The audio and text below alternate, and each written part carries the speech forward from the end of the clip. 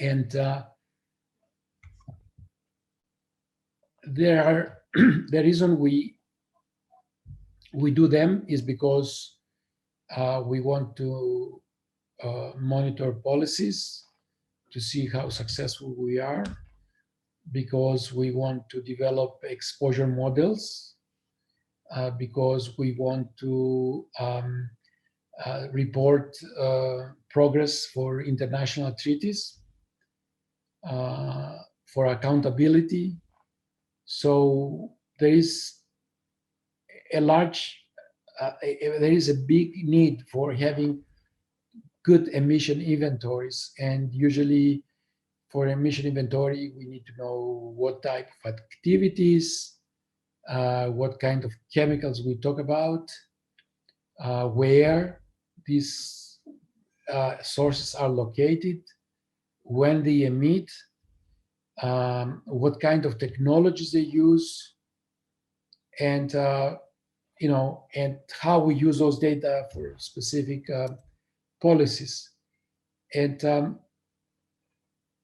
the many countries don't have really good emission inventories, and in the United States we're okay. I think we could do more, better with emission inventories, but you really cannot have a effective policy if you do not have good idea about what's going out there. So that's something which is very fundamental for sound in environmental management. And as I said, we use for different purposes, for national, international treaties and regulations, for legal. Sometimes there are like, we mentioned this the other day, that the northeastern United States sued this Midwest because they told them that they sent too much pollution. Well, in order to do that, you need to have information about the emissions. So there are multiple purposes for using this. And usually what you do, you want to have a nice map. And sometimes the emissions are reported by county or by state. There are different types, and I will talk about this. There are different types of emission inventories, and they are structured in different ways. So the national emission inventories, they are done by pollutant, activity, and state. Like, what are the national SO2 emissions? In Massachusetts, we will have coal power plants, diesel engines, heating. I don't think we have metal production, etc. So that's the categorization. Excuse me. In other cases, where we want to know about emissions from toxics, the information can be provided in like the TRI, the total release information. Then you talk about census tract. Okay, so there are a couple of 2-3 types of different emission inventories in this country, and they are done a little bit different, in a different way, but the information is out there. So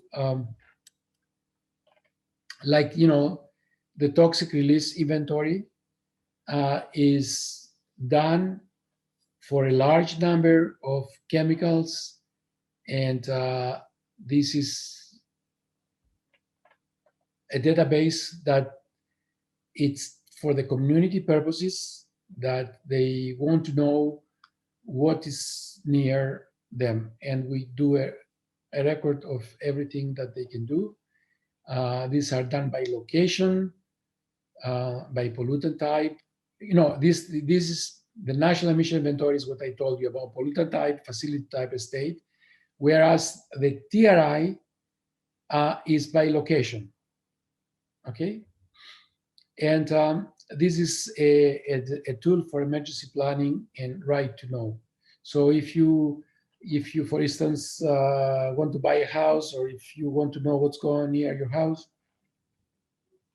you can go and see what is emitted within a certain area. And so each industrial facility that hires 10 or more full-time employees, or manufacturers that they produce 25,000 pounds of TRI listed chemicals. And the TRI chemicals are broader. There are more compounds as compared to the national emission inventories, which is more narrow. And there is a continuous reporting from each industry, small facility, which is continuous. And if you don't report, you can pay a hefty penalty. And this is the kind of information you can get by the end of the time. The production of related waste managed industry, electric utilities, how many tons, petroleum,